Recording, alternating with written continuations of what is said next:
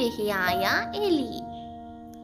അത്യാഗ്രഹിയായ ഒരു എലി ഒരു കൊട്ട നിറയെ ധാന്യം കണ്ടു. അവനത് കഴിക്കാൻ ആഗ്രഹിച്ചു. അങ്ങനെ അവൻ കുട്ടയിൽ ഒരു ചെറിയ ദ്വാരമുണ്ടാക്കി. അവൻ ദ്വാരത്തിലൂടെ ഞെരിച്ചു. അവൻ ധാരാളം ധാന്യം കഴിച്ചു. അവൻ വയർ നിറഞ്ഞതായി തോന്നി. വളരെ സന്തുഷ്ടനായിരുന്നു.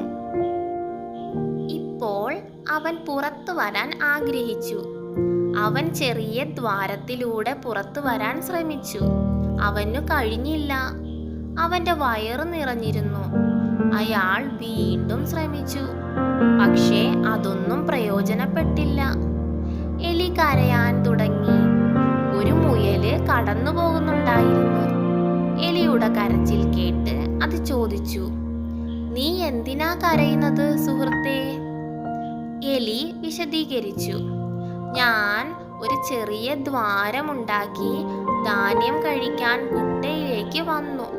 ഇപ്പോൾ എനിക്ക് ആ ദ്വാരത്തിലൂടെ പുറത്തു കടക്കാൻ കഴിയില്ല."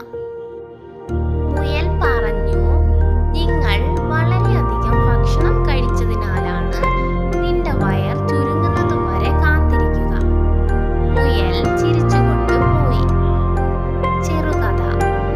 അത്യാഗ്രഹിയായ എലി കുട്ടയിൽ കിടന്നുറങ്ങി. പിറ്റേന്ന് രാവിലെ അവന്റെ വയർ ചുരുങ്ങി.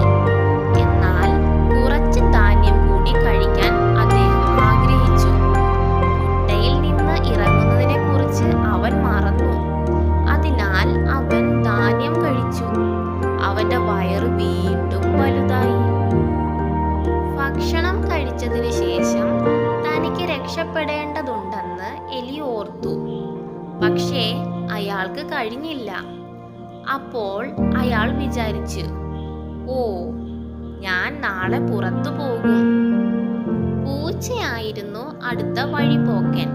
അവൻ കുട്ടയിലെ എലിയെ മണത്തു. അവൻ അതിന്റെ മൂടി ഉയർത്തി എലിയെ തിന്നു.